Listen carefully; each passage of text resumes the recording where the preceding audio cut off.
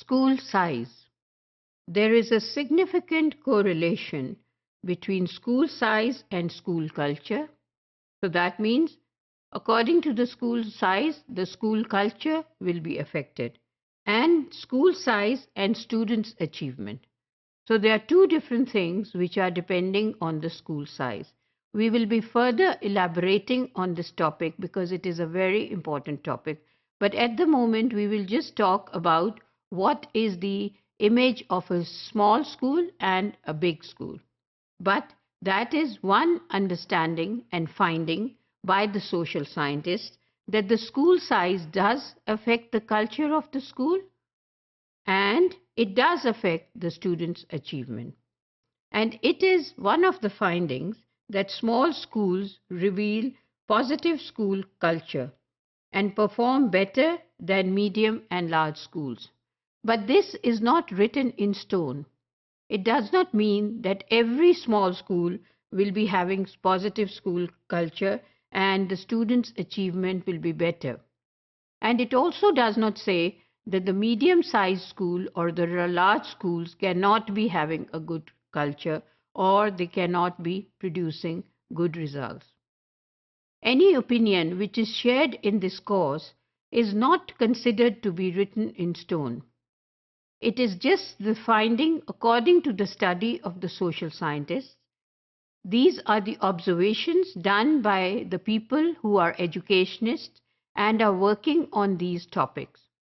So, one has to have an open mind and a flexible mind to consider that whatever findings we are discussing in this course are due to the studies that have been done. But that does not mean that that opinion is the ultimate.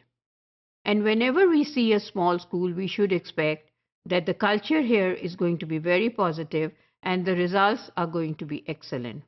And if we come across a medium-sized or large school and then we just have the opinion that this school cannot be a good school, that is not the situation.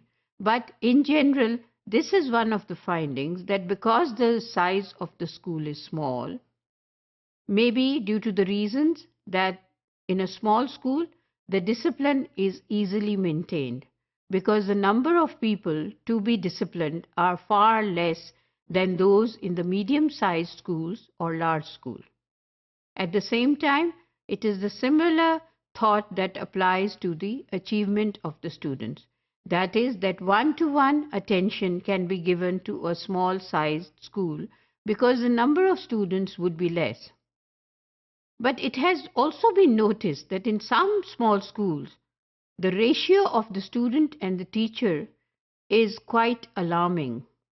For example, if the school is small, so the administration, in order to save money, they just employ very few teachers.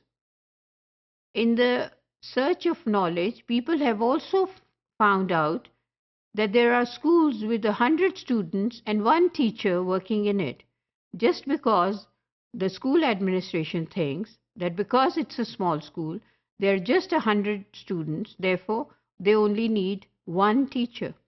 In that case, the ratio of the teacher and the student is 1:100, which is totally inhuman for the teacher and the students both. So in that case, we will not consider that being a small school, it is going to have a good positive culture and also have the best results. So we have to, whenever we give a statement or our opinion, we have to think about it with an open mind. And we have to find out and analyze what is the situation in that particular school. Are we able to apply the same formula and the same opinion everywhere? But we need to see what are the conditions that are prevailing there. In one case, it's 1:100 ratio between the teacher and the student. In another, there is 1:20. There's a marked difference between the two. And it would be expected that where the ratio is 1:20, the results would be better.